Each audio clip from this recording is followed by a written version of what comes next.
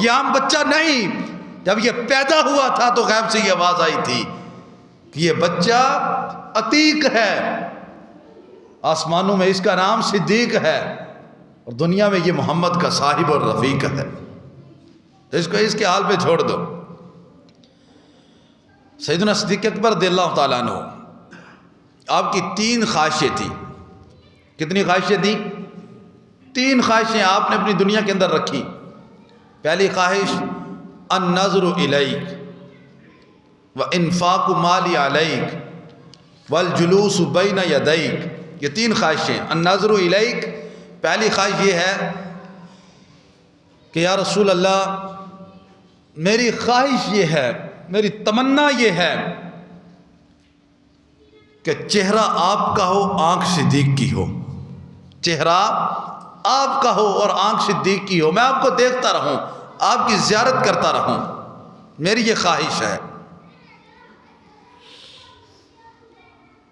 اور وَإِنفَاقُ مَالِي عَلَيْكَ، اور فرمایا کہ میری دوسری خواہش یہ ہے کہ یا رسول اللہ آپ کے قدم ہوں اور میرا مال ہو، میں اپنا مال آپ کے قدموں پہ نچھاور کرتا رہوں، میری یہ خواہش ہے۔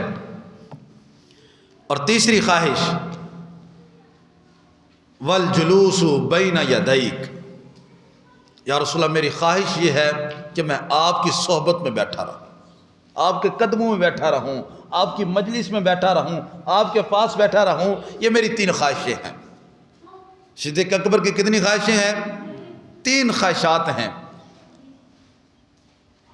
میں اور آپ بھی اپنی خواہشات پہ غور کریں۔ سیدنا صدیق اکبر رضی اللہ تعالیٰ عنہ کی 3 خواہشیں، النظر الیک، یا رسول اللہ میری خواہش یہ ہے کہ میں آپ کو تکتا رہوں، آپ کو دیکھتا رہوں، میرا جی نہیں بھرتا صبح سے لے کر شام تک آپ کو دیکھتا رہوں، ہر وقت آپ کو دیکھتا رہوں، میری یہ تمنا ہے۔ آپ سمجھ سکتے ہیں کہ سیدنا صدیق اکبر رضی اللہ تعالیٰ عنہ کی یہ تمنا اللہ رب العزت نے کس طرح پوری فرمائی۔ وہ غار ثور والا ذرا واقعہ تو یاد کرو، جس کو اللہ نے قرآن میں بیان فرمایا ہے کہ ثانی اثنین اذ ہما فی الغار اذ یقول لصاحبہ لا تحزن ان اللہ معنا، یہ قرآن نے غار ثور والا واقعہ جو سانپ نے ڈس لیا جب نبی کریم صلی اللہ علیہ وسلم کے ساتھ سیدنا صدیق اکبر غار میں تھے، اللہ نے اس غار والے واقعے کو قرآن میں بیان فرما دیا۔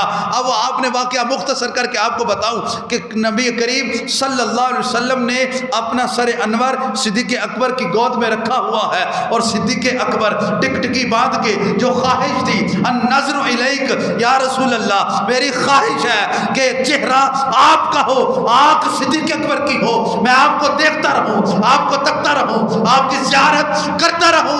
اللہ نے اس خواہش کو غار ثور پہ پورا فرما دیا۔ چہرہ مصطفیٰ کا ہے، آنکھ صدیق کی ہے، گود صدیق اکبر کی ہے، سر انور مصطفیٰ کریم کا ہے۔ حضرت سیدنا صدیق اکبر رضی اللہ تعالیٰ عنہ مصطفیٰ کریم کو ٹکٹکی باندھ کے دیکھے جا رہے ہیں، دیکھے جا رہے ہیں، سانپ ڈستا جاتا ہے لیکن آپ اپنی خواہش کو پورا کرتے ہیں، نبی کریم کی زیارت کرتے جاتے ہیں، صدیق اکبر کی خواہش ہو اللہ نے پوری فرما دی۔ سیدنا صدیق اکبر رضی اللہ تعالیٰ عنہ کی اس خواہش کو اللہ نے پورا فرمایا۔ اور دوسری خواہش وَإِنفَاقُ مَالِي عَلَيْكَ، یا رسول اللہ میری خواہش یہ ہے کہ میں اپنا مال آپ کے قدموں پہ قربان کرتا رہوں، میرا جتنا مال جان سب کچھ آپ پہ قربان کر دوں، نچھاور کر دوں۔ نبی کریم صلی اللہ علیہ وسلم نے صحابہ کرام رضی اللہ تعالیٰ عنہ سے ارشاد فرمایا کہ اپنا مال راہ خدا میں جہاد کے لیے صدقہ کرو، اپنا مال پیش کرو، جہاد کے لیے اپنا مال لے کر آؤ۔ اس فرمان عالی شان میں صحابہ کرام رضی اللہ تعالیٰ عنہ نے حسب توفیق اپنا مال پیش کیا۔ سیدنا عثمان غنی رضی اللہ تعالیٰ عنہ نے 10,000 مجاہدین کا ساز و سامان پیش کیا، 10,000 مجاہدین کا ساز و سامان پیش کیا، 10,000 دینار خرچ کیے، اس کے علاوہ 900 اونٹ اور 100 گھوڑے، ان کے جتنا بھی جنگی ساز و سامان ہے سب کے ساتھ وہ پیش کیا۔ حضرت سیدنا عمر فاروق رضی اللہ تعالیٰ عنہ جب نبی کریم صلی اللہ علیہ وسلم نے یہ ارشاد فرمایا نا کہ اپنا مال پیش کرو، تو سیدنا عمر فاروق اعظم رضی اللہ تعالیٰ عنہ آپ سوچتے ہیں، کہتے ہیں کہ میں نے سوچا کہ صدیق اکبر ہر معاملے میں ہم سے آگے بڑھ جاتے ہیں، صدیق اکبر ہر معاملے میں ہم سے آگے بڑھ جاتے ہیں. آج موقع میرے پاس ہے, آج موقع میرے پاس ہے, آج میں زیادہ مال دے کر آگے بڑھ جاؤں گا, آج میں سبقت لے جاؤں گا. یار صحابہ کرام کا جذبہ ایسا تھا, وہ نیکیوں میں آگے نکلنا چاہتے تھے. عمر فاروق رضی اللہ تعالیٰ عنہ کہتے ہیں کہ میں نے یہ سوچا کہ صدیق اکبر کے پاس مال تھوڑا ہے, میرے پاس مال زیادہ ہے. مثال کے طور پہ 2 شخص ہوں, ایک کے پاس 1 لاکھ روپیہ ہو اور ایک کے پاس 40,000 روپے ہوں. ایک کے پاس 40,000 ہوں, وہ 40,000 والا اپنا سارا کا سارا مال 40,000 دے دے, اور لاکھ جس کے پاس ہے وہ اپنا آدھا مال بھی دے. تو لاکھ والا تو پھر بھی وہ اس نے 50,000 دیا, آدھا دے کے بھی اس نے زیادہ دیا. لاکھ روپے والا 50,000 دے گا, جس کے پاس ہے 40,000 وہ 40,000 دے گا. تو زیادہ کس نے دیا؟ جس نے اپنا آدھا مال دیا. تو سیدنا عمر فاروق اعظم رضی اللہ تعالیٰ عنہ یہی سوچتے ہیں کہ آج میں اپنا آدھا مال بھی پیش کروں گا نا تو صدیق اکبر سے بڑھ جاؤں گا, کیونکہ صدیق اکبر کے پاس اتنا مال ہے ہی نہیں. تو سیدنا عمر فاروق اعظم رضی اللہ تعالیٰ عنہ اپنے گھر جاتے ہیں, جا کے مال کے 2 حصے کیے, ایک گھر والوں کے لیے چھوڑ دیا, ایک نبی کریم صلی اللہ علیہ وسلم کی بارگاہ میں گھر کا آدھا مال لے کر آ جاتے ہیں. جب آدھا مال لے کر آ گئے تو اتنے میں یار غار بھی آ جاتے ہیں. صدیق اکبر رضی اللہ تعالیٰ عنہ آپ بھی آتے ہیں, آپ نے آدھا مال نہیں سارے کا سارا مال لے کر آ جاتے ہیں. روایتوں میں آتا ہے کہ آپ نے جو لباس پہنا ہوا تھا اس کو کاٹو کے بٹن لگائے ہوئے تھے, آپ نے ہر چیز اپنے گھر کی اٹھا کے لے آتے ہیں کہ میرے حضور نے فرمایا ہے اپنا مال پیش کرو. سیدنا صدیق اکبر رضی اللہ تعالیٰ عنہ آپ اپنا مال لے کر حضور کی بارگاہ میں حاضر ہو جاتے ہیں, اور میرے حضور صلی اللہ علیہ وسلم صدیق اکبر سے فرماتے ہیں کہ آپ صدیق اکبر عرض کرتے ہیں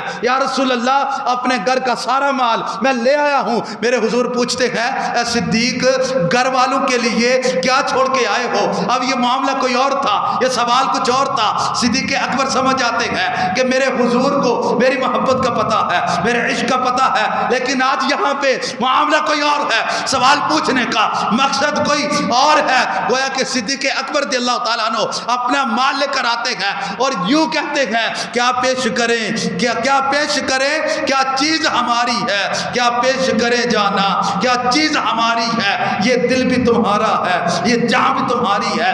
صدیق اکبر کا عشق میرے حضور جانتے تھے کہ صدیق اکبر میری محبت میں, میرے عشق میں گھر کا سارا مال لے کر آ گیا ہے. پھر بھی پوچھا کہ صدیق میں تمہارے عشق کو جانتا ہوں, آج زمانے والوں کو بتا دو, اس دنیا کو بھی اپنے عشق کے بارے میں بتاؤ کہ گھر میں کیا چھوڑ کے آئے ہو. صدیق اکبر رضی اللہ تعالیٰ عنہ عرض کرتے ہیں کہ یا رسول اللہ ابقیت اللہ ورسولہ, یا رسول اللہ ابقیت اللہ ابقیت لہم اللہ ورسولہ, یا رسول اللہ گھر کا سارا مال لے آیا ہوں, گھر والوں کے لیے اللہ رسول ہی کافی ہے. یا رسول اللہ اپنا سارا مال لے کر آیا ہوں, ابقیت لہم اللہ ورسولہ, گھر والوں کے لیے اللہ رسول کافی ہے. آج لوگ کہتے ہیں اللہ کافی ہے, اگر اللہ کے ساتھ رسول کا لفظ جوڑ دیں, اللہ نبی وارث کہہ دیں تو لوگوں کو مرور اٹھنے لگ جاتی ہے. یہ صدیق اکبر رضی اللہ تعالیٰ عنہ کا عقیدہ, یہ تو نہیں کہا نا کہ ابقیت لہم اللہ, کہا ابقیت لہم اللہ ورسولہ, یا رسول اللہ گھر والوں کے لیے اللہ رسول کافی ہے. یہ 2 خواہشیں,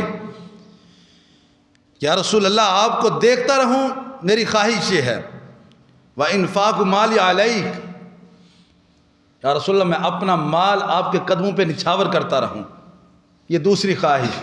والجلوس بین یدیک, اور آپ کے سامنے آپ کی صحبت میں بیٹھا رہوں, میری یہ خواہش ہے. اب اس خواہش کو اللہ رب العزت نے کس طرح پورا فرمایا آپ دیکھ سکتے ہیں کہ غار ثور میں بھی صدیق اکبر رضی اللہ تعالیٰ عنہ ساتھ تھے, اور اس کے بعد مزار میں بھی نبی کریم صلی اللہ علیہ وسلم کے پہلو میں دفن ہے. والجلوس بین یدیک, دنیا میں سفر میں بھی ساتھ, حالت اقامت میں بھی ساتھ, اور اس سے آگے اس دنیا سے جانے کے بعد بھی نبی کریم صلی اللہ علیہ وسلم نے صدیق اکبر کی اس خواہش کو پورا فرمایا اور اپنے پہلو میں صدیق اکبر کو رکھ لیا ہے.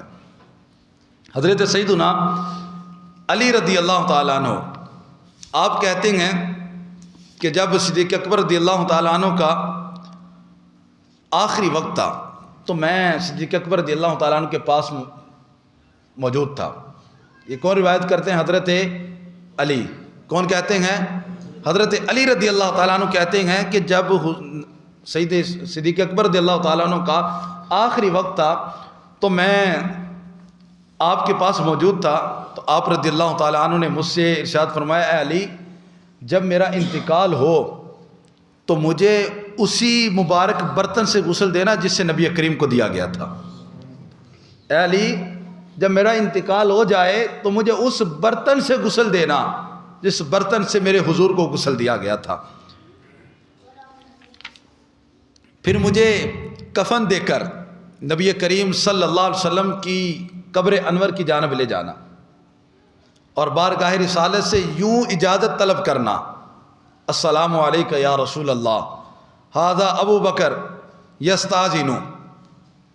علی، حضور کے قبر مبارک کے پاس مجھے لے جانا اور جا کر سلام عرض کرنا، السلام علیکہ یا رسول اللہ، ھذا ابو بکر یستاذن۔ یا رسول اللہ، یہ آپ کا غلام حاضر ہے، ابو بکر آیا ہے۔ مجھے غسل دے کر، کفن پہنا کر نبی کریم صلی اللہ علیہ وسلم کے روضہ انور کے باہر لے جانا، وہاں جا کے سلام عرض کرنا اور اجازت مانگنا، ھذا ابو بکر یستاذن۔ علی عرض کرنا، یا رسول اللہ، یہ آپ کا غلام ابو بکر آیا ہے، اجازت طلب کرنا۔ اگر اجازت مل جائے، دروازہ خود بخود کھل جائے تو مجھے نبی کریم صلی اللہ علیہ وسلم کے پہلو میں دفن کر دینا، اور اگر دروازہ نہ کھلے تو جنت البقیع مسلمانوں کی قبرستان میں دفن کر دینا۔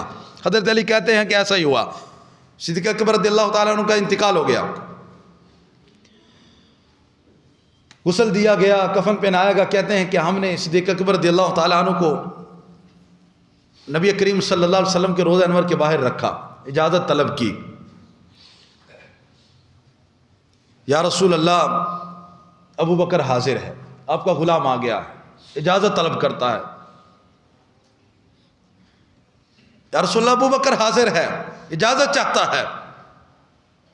حضرت علی رضی اللہ تعالیٰ عنہ کہتے ہیں کہ میرے یہ الفاظ مکمل ہوئے، اندر سے آواز آئی، ادخل الحبیب الی الحبیب، علی انتظار مت کرو، حبیب کو حبیب سے ملا دو، حبیب کو حبیب سے ملا دو۔